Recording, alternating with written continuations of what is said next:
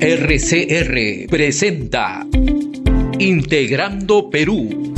Análisis, entrevistas y propuestas para contribuir al desarrollo del país. Con Jorge Luis Montero y Pedro Gamio. Bienvenidos.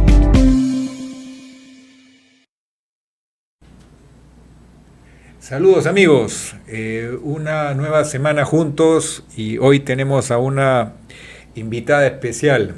Es una profesional de larga trayectoria, creo que lo que más marca su vida es profesora universitaria.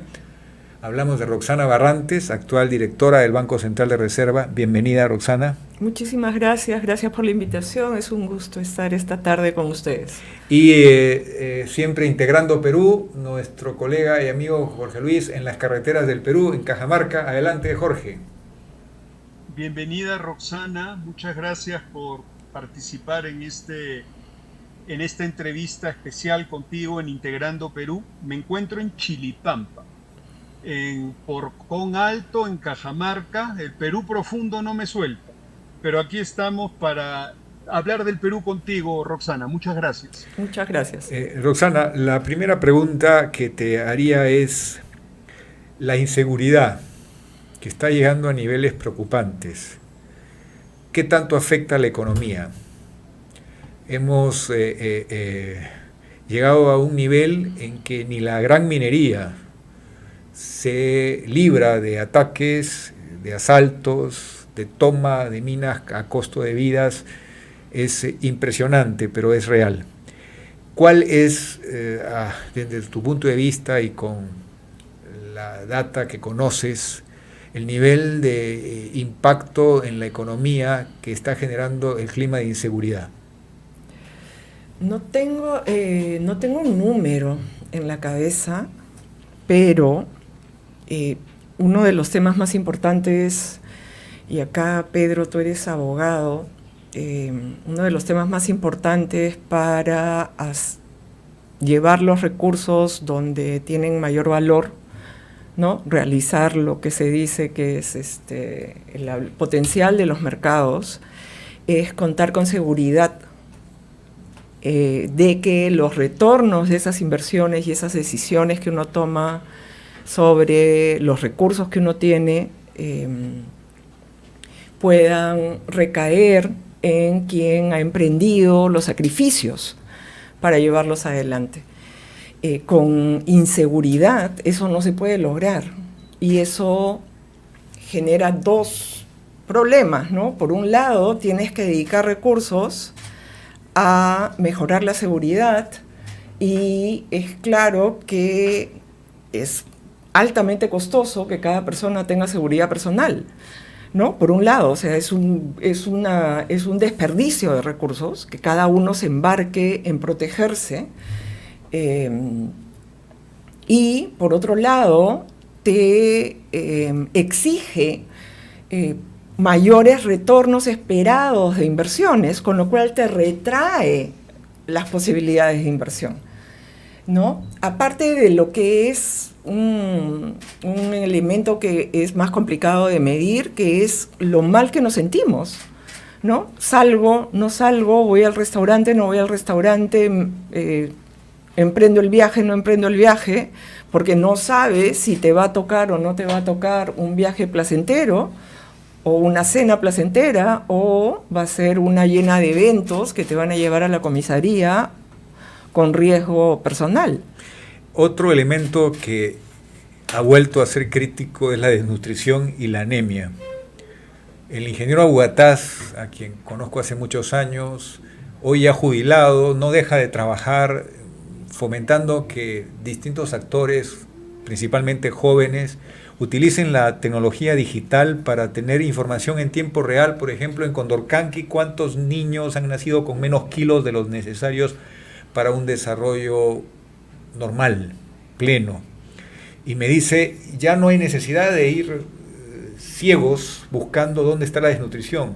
Ahora sabemos con nombre y apellido dónde ha nacido un niño desnutrido, un niño con problemas de anemia. Y lo que está faltando es una respuesta directa que busque a ese niño con nombre y apellido y desde la edad temprana empiece a tratarlo, porque se produce una condena de por vida a estas personas, porque más allá del periodo de crecimiento de las neuronas, después es too late, es muy tarde. ¿Ese tema es también preocupación para la economía o no es una variable importante? Es fundamental, Pedro. No hay forma de construir un mercado fuerte, porque finalmente el crecimiento ocurre por emprendimientos individuales a través de intercambios en el mercado, si no tenemos el conjunto de bienes de soporte de ese desarrollo. Uno de ellos es la seguridad, que suelen llamarse bienes públicos. El otro tema es el tema de salud, particularmente de salud pública, darle a la gente la posibilidad de que se pueda ayudar a sí misma, ¿no? Y un bebé desnutrido, un niño desnutrido, es claramente, llegado el punto, no se va a poder ayudar a sí mismo. Y va a estar ya no en necesidad de intervenciones para mejorar la eficiencia, sino intervenciones de soporte de una vida que no va a ser plena por esas condiciones. ¿Y por qué está ocurriendo? Porque no podemos lograr una coordinación entre quien está en el territorio, el alcalde distrital o el presidente de la comunidad campesina, con las entidades de los gobiernos regionales que manejan el tema de salud en sus regiones y el Ministerio de Salud como ente rector en una política nacional. ¿Por qué no podemos lograr eso? A través precisamente de los medios digitales que están a disposición de todos. ¿Por qué no podemos? Jorge, Roxana, adelante. Roxana, sí. A ver, tocas un tema, en mi opinión, álgido.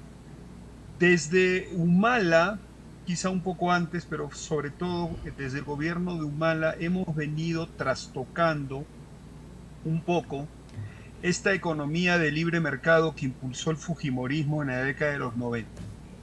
¿Por qué estamos haciendo eso, Roxana? Ese es en el fondo lo que queremos explorar un poquito contigo. El mercado no está funcionando para todos los peruanos.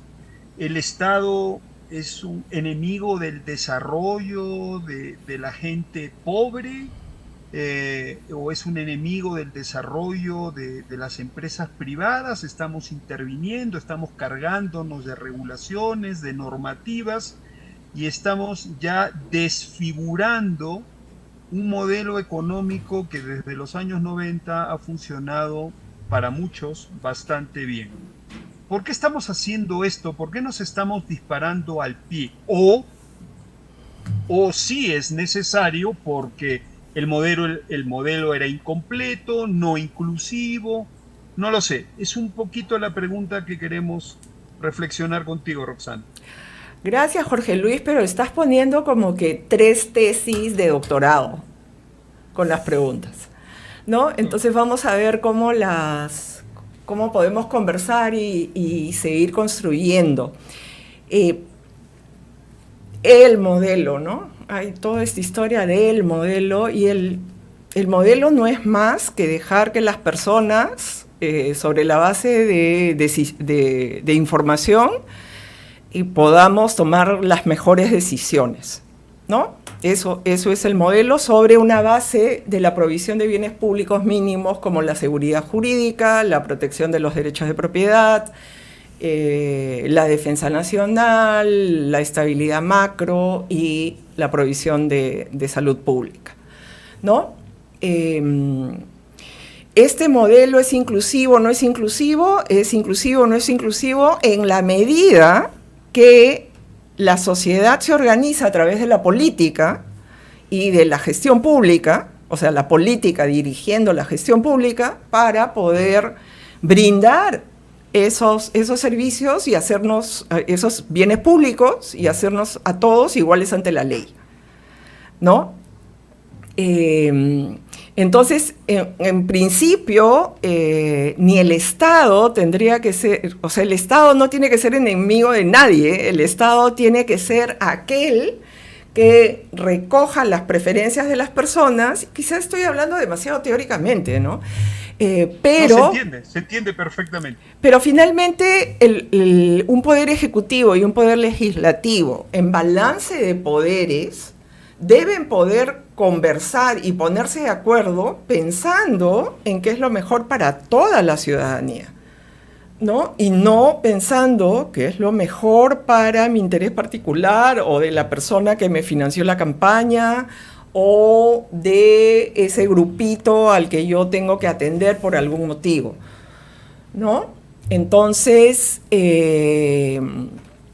lo primero que tenemos que hacer, me parece, o en todo caso es una preocupación que tengo personalmente, es cómo logramos que aquellos que tienen poder sobre los recursos que damos en los impuestos, ¿no?, tomen decisiones sobre el uso de esos recursos precisamente para hacernos a todos iguales ante la ley, ¿no? Quizás ahí me viene una pregunta.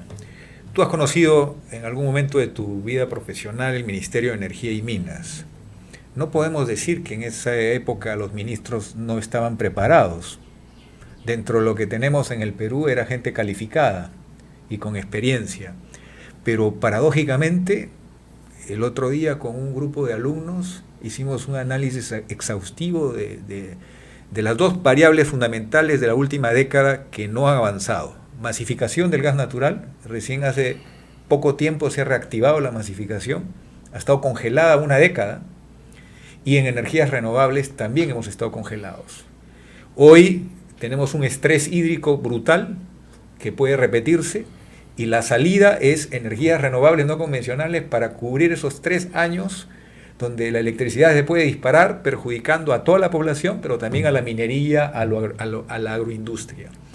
El gas es barato porque son reservas de un lote que no está sujeto a precios internacionales, y estamos devolviendo al subsuelo 20% de ese gas, y el Congreso, por X razones, bloquea la tarifa igualitaria para que desde Tacna hasta Tumbes tengamos una misma oportunidad. No interesa el tamaño del emprendedor, pequeño, mediano o grande.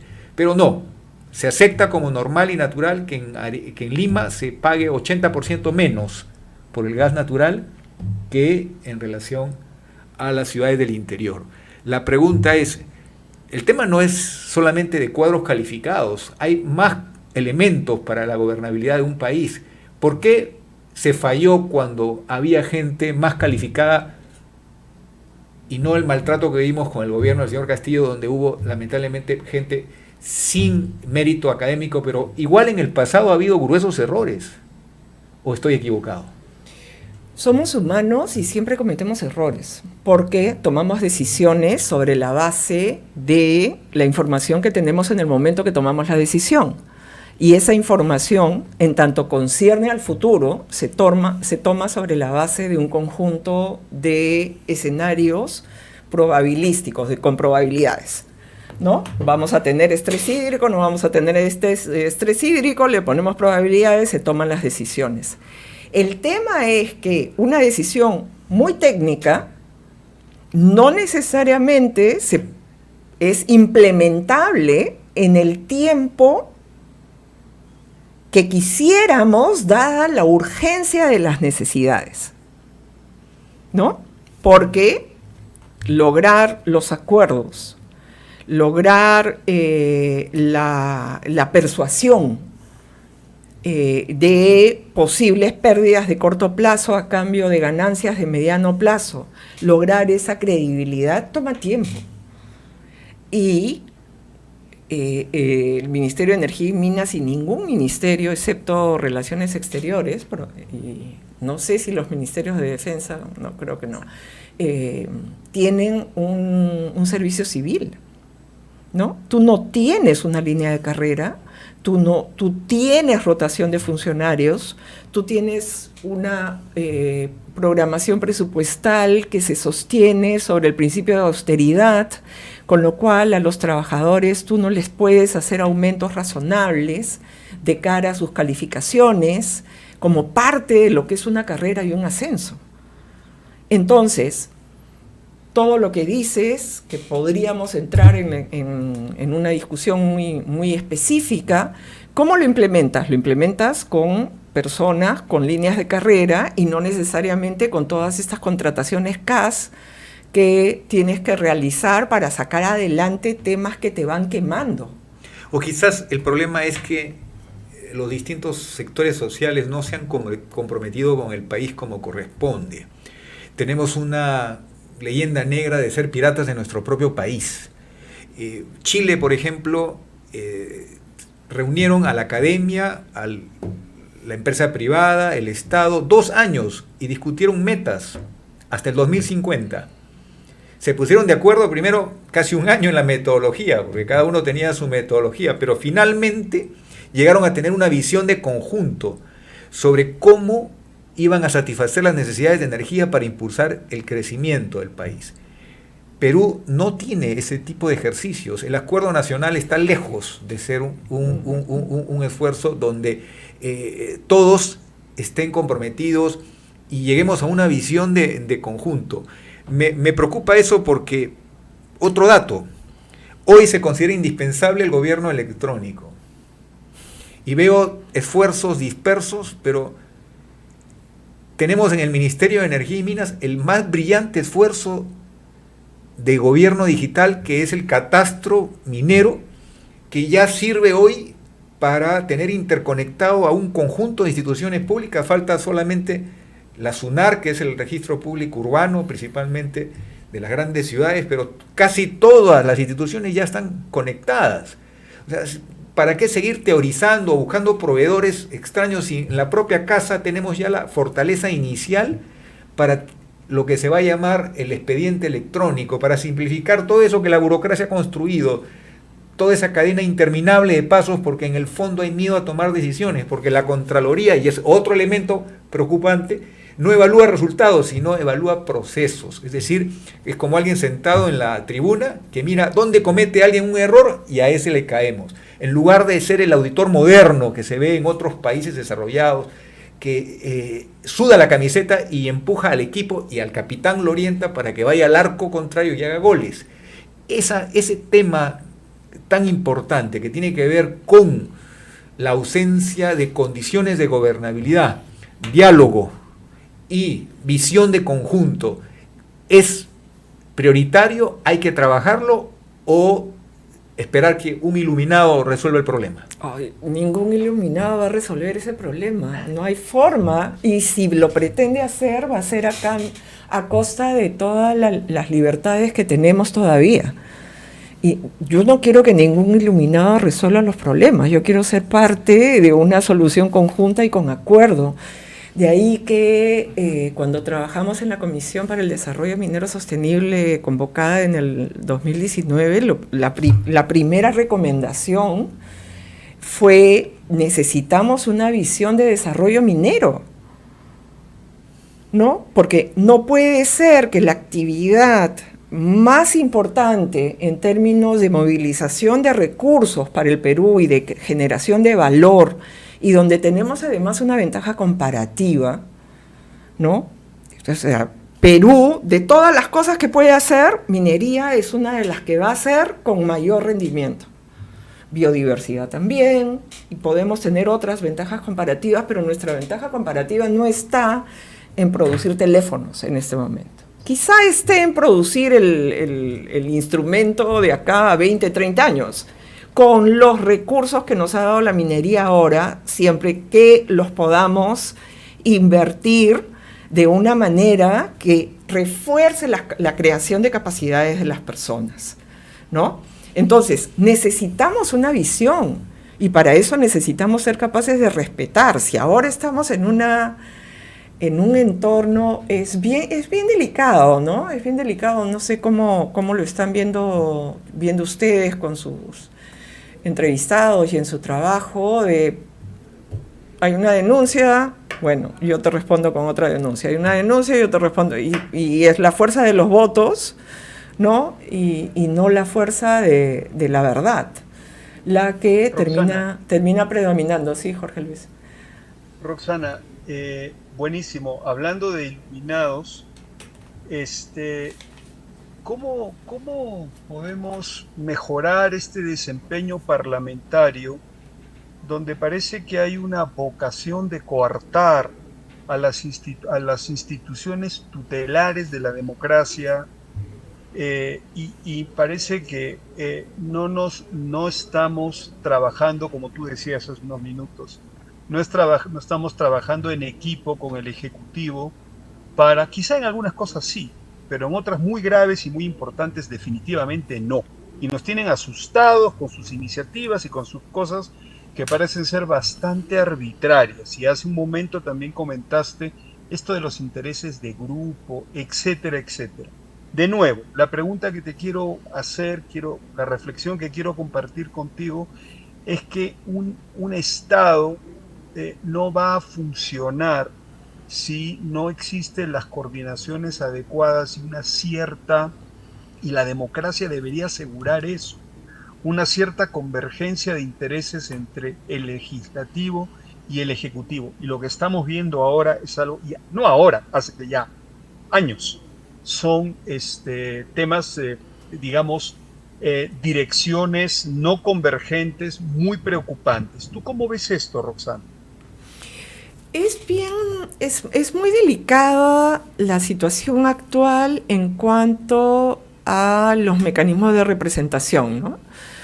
En ese momento quien tiene el poder para hacer los cambios, no le conviene hacer ningún cambio, ¿no? Es lo mismo que pasa en un mercado, que quienes están ya dentro del mercado tratan de poner todas las barreras posibles para que entren otros jugadores, ¿no? Y eso es parte de lo que va a pasar, ¿no? Y ahí todos los mecanismos de reforma fue bien interesante porque se convocó una comisión que dio un paquete de reformas, entonces claro, pensó en un paquete que se tenía que implementar en mi cabeza como paquete, ¿no? Y no, ya tomo este elemento bien divertido y tomo este otro elemento bien divertido y el resto lo dejo. Entonces lo que termina pasando es lo que tenemos hoy, ¿no?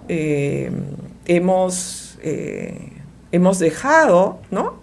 Las autoridades han eliminado la pérdida de inscripción de los partidos, que era parte del mecanismo que tú necesitabas para tener menos fragmentación.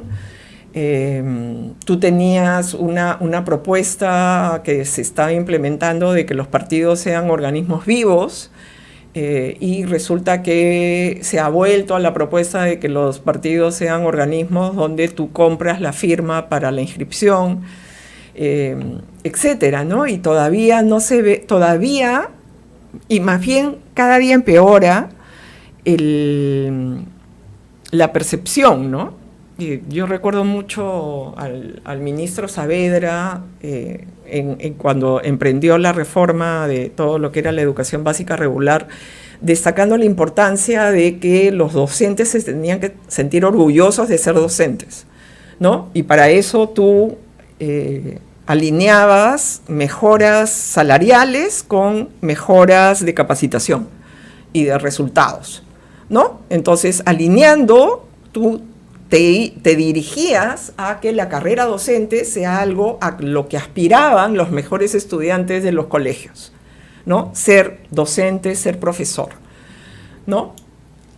Y eso últimamente lo han matado. Ahora resulta que no importa si has dado tu examen bien o mal 1, 5, 40 veces, tú vas a seguir siendo docente y estás matando las ilusiones y las posibilidades del país en cuanto a formación de capital humano, ¿no? Por la manera como se ha estructurado el poder actual en el Congreso. Yo quisiera hacerte una pregunta. He leído en algunos especialistas en economía que no es buena señal para un país que uno de los grupos o sectores económicos que más rentabilidad genere sea la banca. Dicen algunos especialistas que no es buena señal que uno de los grupos que más rentabilidad tenga sea el sistema financiero. ¿Tú qué piensas de esa opinión? Va en el sentido de que son otros sectores de la economía los que deberían tener el mayor margen y el mayor crecimiento. Que el ser la banca un sector tan importante en términos de rentabilidad da la imagen de que no existe la competencia que se busca. Y esto lo digo en relación al problema de la quiebra múltiple de pequeñas empresas que solo vivieron una pequeña tregua con el crédito Reactiva que les hizo pensar que estaban en Norteamérica o en Europa, porque las tasas que ofreció Reactiva fueron sorprendentemente bajas, pero fue una figura que tú debes conocer de cerca porque el Banco Central de Reserva jugó un papel, pero eso fue cerrado rápidamente y hoy tenemos una serie de productos financieros que no están logrando la caída de muchas pequeñas empresas y estamos viviendo una abismal diferencia entre ese sector que quizás es el que mueve al país, que es el que está conectado con la exportación, la gran empresa, que tiene una gran productividad, y ese otro sector que atiende al mercado interno, básicamente liderado por la pequeña empresa, que no tiene todavía el entendimiento del Estado con un crédito blando, amarrado a capacitación, amarrado a digitalización, amarrado a las mejores prácticas que hagan que se dinamice la economía. ¿Por ahí estará el problema de la ralentización de la economía? Hay estás mencionando varios temas que no necesariamente uno... Están conectados, pero no esa al propósito. Que no necesariamente están enlazados, ¿no? No soy economista, pero me interesa que nos des luces sobre eso. No sé si voy a dar luces o más cuestionamiento, pero vamos adelante. Personalmente, si tú tienes tasas de rentabilidad más altas que algún benchmark, que algún referente que se te ha ocurrido, primero, defíneme el referente, y segundo, si es así, probablemente tengamos un problema de competencia, ¿no? De libre y leal competencia, ¿no? Eso que ve el Indecopi, eso que revisa el Indecopi, ¿no? Ahí creo que es bien importante notar que... No creo que el Indecopi revise intereses. Es que tú has hablado de rentabilidad, no de tasa de interés, y ahí nuevamente empezamos a mezclar temas. O sea, en el sector de telecomunicaciones, donde vi esto por primera vez en algún momento, tú podías detectar el nivel de competencia que tienes en las empresas si es que la tasa de rentabilidad de la empresa era mayor, similar o menor a la de algún referente que se te había ocurrido. El nivel de rentabilidad promedio en el país donde hay más competencia. Pero eso es un negocio regulado, ¿no? Las telecomunicaciones. Pero ¿y la banca también? La banca es regulada. Tú no entras a ver dónde está tu negocio de banca. Si es tan rentable, ¿por qué no has entrado, Pedro? Vuelvo. Es regulado, la entrada es muy regulada. Vuelvo al tabú que cuando tú discutes intereses, hay un tabú ahí. Yo todavía no he tratado intereses. Pero lo que pasa es que el costo del dinero tiene que ver con la vida de las empresas, por más pequeñas que éstas sean. Definitivamente. Entonces, si hablamos de reactivación, el interés juega un rol importante en el crédito. Y si el interés es un interés muy alto, va a ser difícil que las empresas salgan adelante. Y el tema aquí es, hay una lectura de que mientras más humilde es una empresa, tienes que tener un interés mayor. Es como que es algo normal, porque se supone, entre comillas, que hay un tema de riesgo. No interesa el récord del pagador, lo único que interesa es cómo está calificado. Eso como criterio, digamos... Pero, según tú, ¿está separado cómo está calificado de su récord? No está separado. Lo que quiero decirte es que difícilmente el más escrupuloso y puntual pequeño emprendedor consigue tasas que solamente hoy se ofrecen en un crédito muy especial como fue el de Reactiva o en otros países.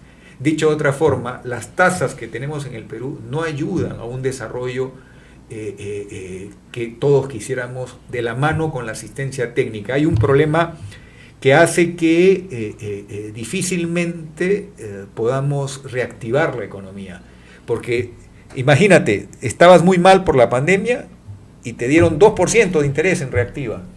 Y de repente se acaba la pandemia y te dicen, te vuelvo a refinanciar tu deuda, pero ya no es 2%, es 15%. Porque eso es lo normal. Lo del 2% fue alguien que cometió una locura, pero eso en el Perú no puede ser. Entonces, el mensaje es, estamos frente a un problema de que no hay posibilidad de un crédito blando, que es un elemento que puede ayudar a la reactivación. El otro es asistencia técnica. Pero la pregunta de fondo es, ¿cómo salimos? ¿Cómo emprendemos una hoja de ruta que haga que la pequeña empresa se modernice, sea competitiva? ¿El crédito blando puede ser una oportunidad o es que las condiciones de mercado en el Perú hacen que sea vedado tener crédito blando? No tendrías por qué, ¿no? O sea, si hay la oportunidad de negocio, tú la vas a aprovechar, ¿no? Si estás en el mercado, y en este momento en el Perú tenemos un sistema financiero que está sólido y que tienes diferentes tipos de entidades que atienden diferentes mercados, ¿no? Y lo razonable es que tú puedas acceder a ese mercado con tus emprendimientos, sabiendo además que emprendimientos pequeños tienden a tener una productividad relativamente baja y un mayor riesgo de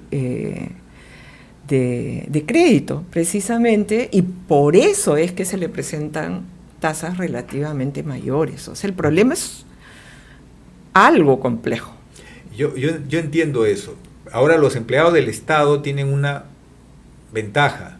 Gracias al Banco de la Nación pueden conseguir mejores tasas, pero ¿cuántos trabajan en el Estado?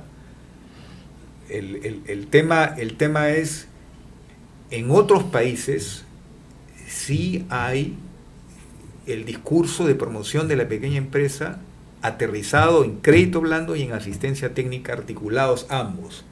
Y por eso ves mejores resultados. Aquí me preocupa que haya un discurso que diga vamos a reactivar, pero en el fondo, a la hora de aterrizar, no está funcionando conforme se espera.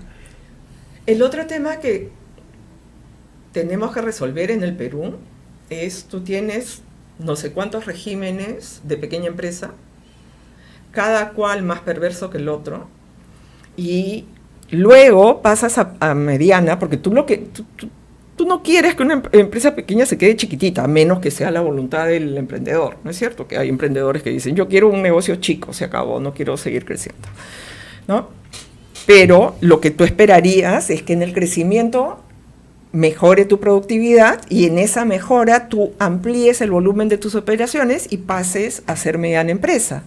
El tema es, pasas a ser mediana empresa, es como pasar de tener 18 años, tienes 17 años, cumples 18 y al día siguiente se te aplica régimen de adulto. Igualitito con la mediana empresa. Entonces, en este momento tú lo que tienes son indicadores más complicados para la mediana empresa que para la chiquita, ¿no? Las tasas de falla son mayores en la mediana empresa que en la chiquita, por este régimen perverso que tienes de vamos a proteger a la chiquita y después ya es mayor de edad, que se bandee solo, ¿no? Entonces, estoy de acuerdo contigo en que tú tendrías que tener un enfoque integrado, ¿no? No es que está ahí solito el emprendedor, el pequeño empresario y ya, le tiene que tocar la puerta a todos y cada uno. Tú tendrías que tener centros, ¿no? El Ministerio de la Producción, no sé si lo está haciendo, no sé si el programa de CITES está ayudando en esto. La pregunta puntual. Sí. Sector textil, Gamarra. Gamarra, China lo barrió. Prácticamente hoy vive del producto chino o, gracias a la crisis que tuvo China, se abrió una pequeña ventana de oportunidades, pero ya no era algodón peruano, sino era algodón de India, fibra de India, que se trabajaba en el Perú y salía la fibra textil. Pero ha habido una oportunidad en la crisis china para que Perú le venda productos textiles a Estados Unidos. Pero en el fondo la reflexión, la pregunta que te quiero hacer es, ¿no valía la pena algún mecanismo en el Tratado de Libre Comercio o en los Tratados de Libre Comercio que valore este esfuerzo del producto con algodón peruano, que puede costar más caro, pero es de mayor calidad, y hay una cadena importante, productiva en el Perú, que ha sido motivo de orgullo, o estamos hablando de una economía totalmente abierta? Francia, Estados Unidos, países occidentales de economía de mercado libre, tienen líneas en las cuales hay regímenes especiales. ¿En el Perú esa es palabra prohibida o me equivoco? Es bien complejo.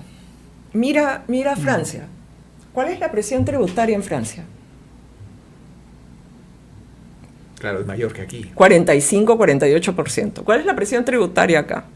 14-15%.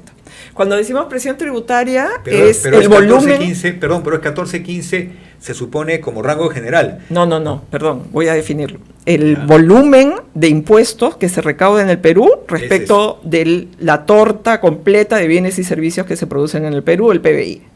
¿No? Eso en el Perú es 14-15%, correcto. En Francia es 45-48%. Entonces, por supuesto que los franceses tienen recursos para apoyar a sus agricultores de las 50 maneras que apoyan a sus agricultores, y en este momento en Francia, en la Unión Europea, en la Unión Europea, agricultores franceses, belgas, alemanes están en una protesta porque no quieren firmar el Tratado de Libre Comercio con el Mercosur, porque están con miedo de las condiciones ambientales y laborales que hay en el Mercosur, Argentina, Paraguay, Brasil, Uruguay, y a qué precios van a llegar carnes y lácteos a Europa, ¿no? Entonces, ¿por qué esto es interesante? ¿Cuál es la economía que está creciendo a tasas más dinámicas en el planeta Tierra en este momento? La India. Que es un fenómeno, ¿no? Es muy interesante. ¿Con quién no tenemos un tratado? Y es una economía informal. Es una economía que tiene en este momento la mayor cantidad de población en el planeta Tierra. O sea, es la economía con más gente, ya superó a China, y es la economía con mayor dinámica. ¿Con quién el Perú no tiene tratado de libre comercio? Con la India.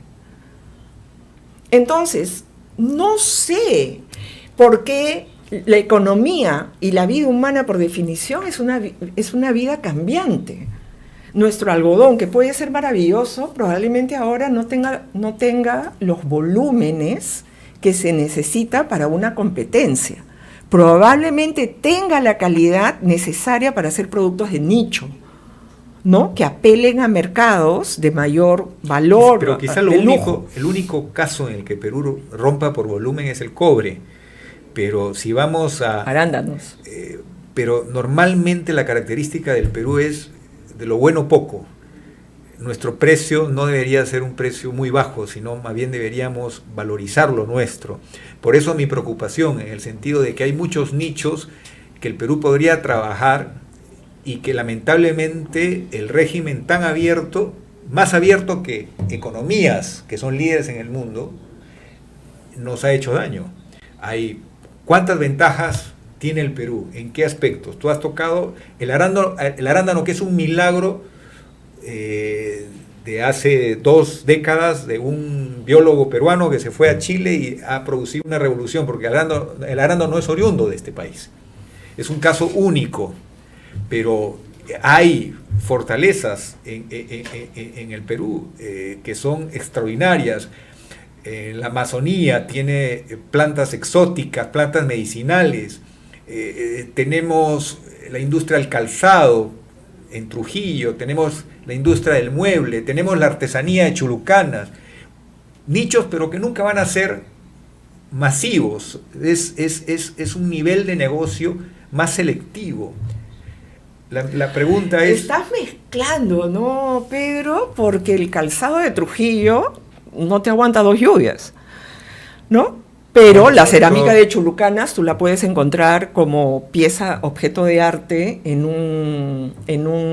una vivienda de altos ingresos en Europa, ¿no? O sea, no son comparables. No, es que lo que quiero decir es que tenemos un abanico de oportunidades y no hay una posibilidad de romper, por ejemplo, competir con el calzado chino, porque si el calzado peruano con las lluvias no dura 2 años, el chino no dura 6 meses. No, Pero el dos tema, lluvias, sí, no he dicho 2 años, he dicho 2 lluvias. 2 lluvias. Bueno, es que nosotros, a mí me ha pasado, he viajado a lugares de lluvia y es cierto, el calzado se ha deteriorado porque no está hecho No para está hecho. soportar lluvias, pero eso no le quita que es un nicho de modelo, de características, pero puede ser cierto que ahora estemos usando insumos más baratos por sobrevivir. Pero tenemos ciertas particularidades, tenemos ciertas áreas donde hay cadenas productivas, pero que nunca van a compararse con China ni con India. Entonces, mi pregunta es, ¿podemos hacer un esfuerzo por darle a esos mercados un futuro o nuestro destino es ser proveedores de materias primas y es imposible darles no un proteccionismo absoluto como fue en la época del gobierno militar y antes, sino algunas medidas que permitan que puedan correr, que puedan crecer, como el milagro del café en San Martín? Después de casi 50 años de programa de erradicación de la coca, prendió el éxito del emprendimiento. Uno grande se unió con una cadena de agricultores familiares. Y hoy un solo departamento en el Perú marca un ejemplo, exportando al mundo un producto donde cada vez son más sofisticados. Como quisiera ver el milagro de San Martín en el Braín. Pero ¿por qué no somos capaces de apoyar este abanico de oportunidades que son de menor escala? No podemos competir con los gigantes, pero son productos propios del Perú que tienen cierto factor que los distingue, ¿no? Yo estoy totalmente Roxana. de acuerdo contigo en que lo que nos toca es aprovechar esos elementos que nos hacen únicos, ¿no? Porque, como tú bien has dicho, no vamos a competir con los gigantes. O sea, economías con 1.000 millones de personas tienen un costo de mano de obra muy distinto al nuestro. Y que además, por China e India están haciendo esfuerzos de educar a su gente y no ponerles a cualquier profesor, ¿no? Roxana. O sea, sí, perdón. Roxana, no. A ver, yo creo que lo que está emergiendo de esta interesante conversación que estás teniendo con Pedro y en la que no he querido intervenir, pero lo que a mí me queda claro es a ver, en el fondo quizá lo que estamos discutiendo es, oye, el libre mercado, los tratados del libre comercio y toda esta artefacto que se basa pues en las condiciones y en las características de un mercado libre, de repente nos está funcionando bien para el arándano, para el cobre, para algunas otras cosas, pero no nos estaría funcionando bien para esa economía boutique, para esas delicateces de las que somos capaces de producir por nuestra biodiversidad, etcétera, etcétera, etcétera. Y lo que estaría en discusión ahí es el rol del Estado. Creo que Pedro ha estado insistiendo que la tasa de interés, que las articulaciones entre el interés y la asistencia técnica, y tú has ratificado de que sí sería interesante articular asistencia técnica con condiciones económicas, perfecto. Lo que está un poquito detrás, como yo lo estoy viendo, es, oye, este país como es y como está, se va a desarrollar con las leyes y con las no regulaciones del libre mercado, o necesita todavía un poco al papá gobierno, pero honesto e inteligente. Es demasiado pedir por el momento, pero ya está. Eso es, en Chile se reúnen, hacen sus planes al 2050, no sé dónde también se reúnen, hacen las cosas mejor que nosotros. 1000 ejemplos. Entonces, no estaríamos en realidad, lo que está emergiendo acá es un pequeño grito de decir, oye, papá gobierno, el libre mercado no nos llega, este goteo, este chorreo no es suficiente, no queremos vivir así. Yo no quiero estar viviendo de un chorreo, de un goteo de nadie. Soy emprendedor, quiero salir adelante con la mía. Y sin embargo, los intereses son altos, el gobierno saca una cosilla por ahí un tiempo, después lo quita, no hay las articulaciones inteligentes, no nos sentamos a pensar el país, etcétera, etcétera, etcétera. Este Perú quizá necesita un poquito más de Estado. No sé cómo lo ves tú, Roxana.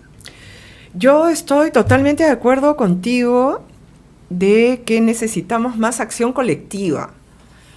Y la acción colectiva tiene la forma de un interés gremial. O sea, veamos lo que pasó con el Café Colombiano y Juan Valdez, ¿no? Son grupos de cafetaleros que arman la marca y ahora Colombia, Juan Valdez y café, y hasta la novela, ¿no? Café con aroma de mujer. Sí. O sea, tienes toda una estrategia.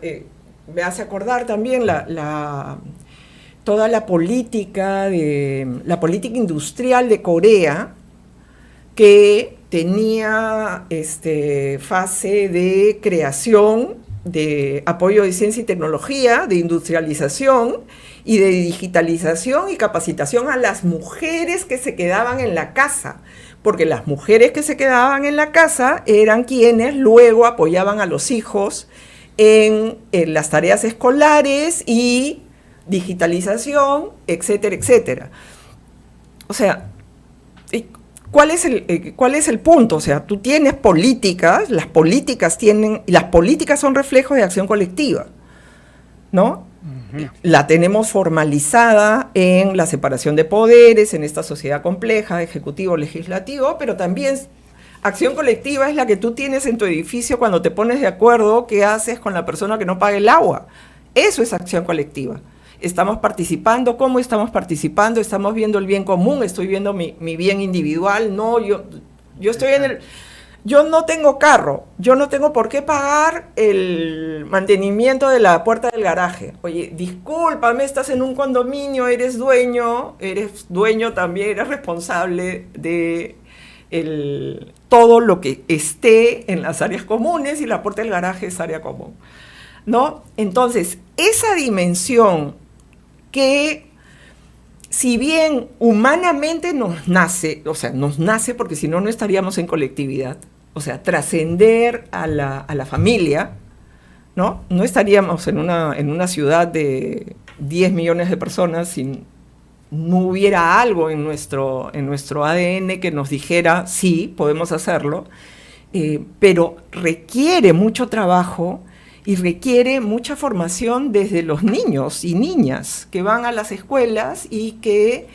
se organicen para resolver problemas y generar una acción política distinta, porque la acción colectiva se traslada a una acción política y se formaliza en partidos políticos que buscan el poder, ¿no? Pero hay un elemento de bien común que necesitamos fortalecer, porque si no vamos a estar en problemas. Yo no sé si, Roxana, si sea el Estado, ¿no? Jorge, yo no sé si sea el Estado el único articulador. Yo tengo una experiencia muy exitosa con fondos concursables y esa nueva forma de construir capitalismo consciente que hace que haya empresas con iniciativa privada, pero con un compromiso diferente.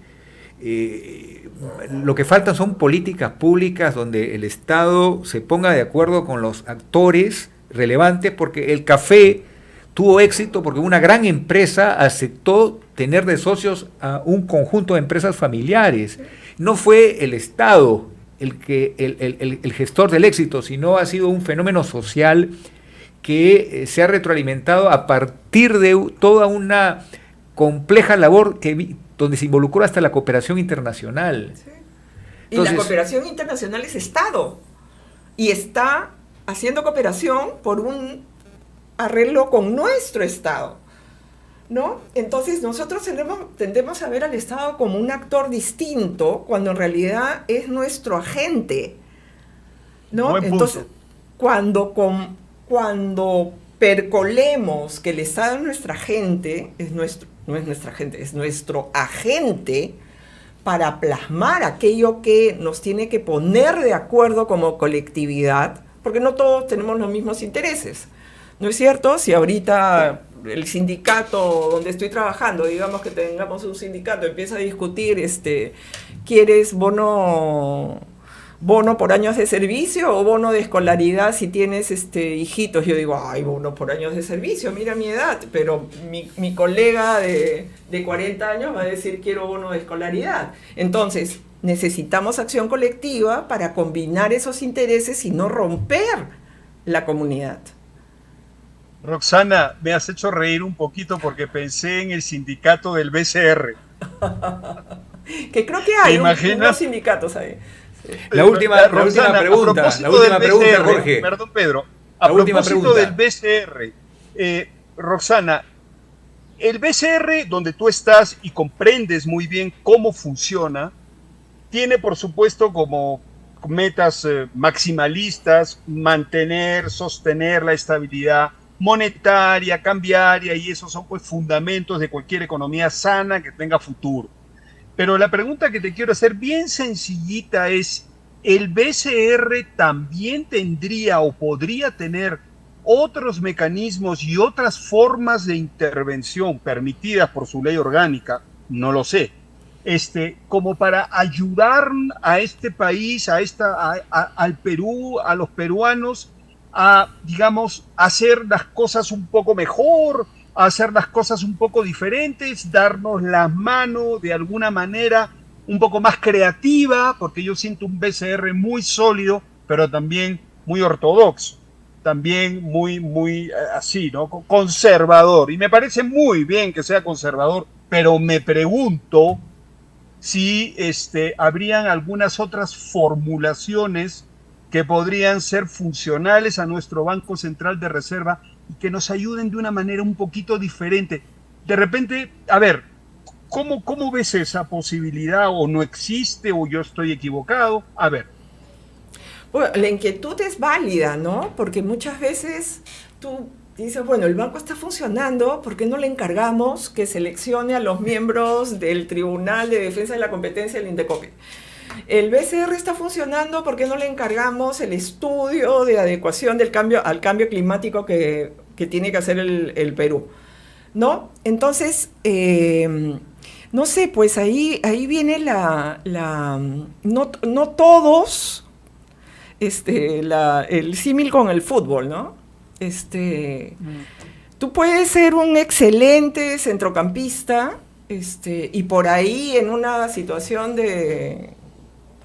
se presta que viene el córner y te acercas a cabecear, pero una vez que acabó la jugada, tú corres a tu sitio, ¿no? En principio tú tienes una función y no necesariamente puedes confiar que la función de back central, ¿no? ¿Se acuerdan? No, ustedes no se acuerdan, claro. De Quintano y Figueroa en Chile por los 70s, ¿no? Ese par de bastiones que tenías atrás, el hecho que hagan bien su función no los hace el mejor centro delantero, ¿no? Uh-huh. Entonces,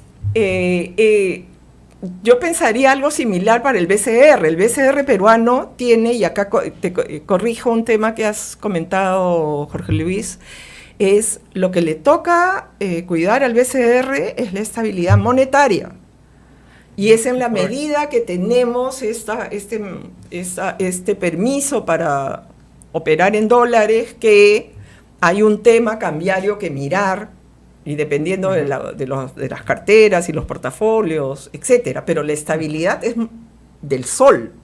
Eso es lo que... Esa es la tarea principal. Pero yo he leído en la revista del BCR excelentes aportes en energía, en comercio exterior, y también en tema de crédito, el tema de necesidad de que el país corrija aspectos que tienen que ver con meritocracia, con gestión del Estado, con la burocracia que frustra muchos proyectos de infraestructura. El BCR ayuda como un gran observador. Pero no es un observador, porque ¿cómo crees tú que sale la recomendación de política monetaria? Sino de una estimación de lo que es el PBI potencial. Y el PBI potencial depende de la gobernabilidad, depende de los precios de la energía, depende del mercado laboral, depende de cómo está funcionando el crédito, depende de esa dinámica económica. No es estrictamente un fenómeno monetario. Sale de un sector real que el BCR tiene que comprender cómo funciona. Y por eso es que tú has leído esos maravillosos estudios. Entonces te veremos algún día de ministra. No. Muchas gracias, Roxana. Ha sido una linda oportunidad de conversar. La verdad, he sentido a la profesora a la hora de hacer mis preguntas, pero creo que hay que tratar de comprometerlos más a ustedes, las personas que tienen el know-how y que tienen el expertise y que tienen la experiencia de vida, porque hay una fuga de talentos gigantesca del Perú, y las personas que están en la juventud, pero ya de cuarta o quinta etapa, tienen que comprarse el pleito de ayudar a la gobernabilidad del país, porque los talentos se están yendo. Muchas gracias por lo que me toca, y compartimos la preocupación de la juventud, ¿no? De las oportunidades que están teniendo o no teniendo ahora los jóvenes, y cómo se están cerrando algunas puertas para ellos, ¿no? Ellos y ellas, evidentemente.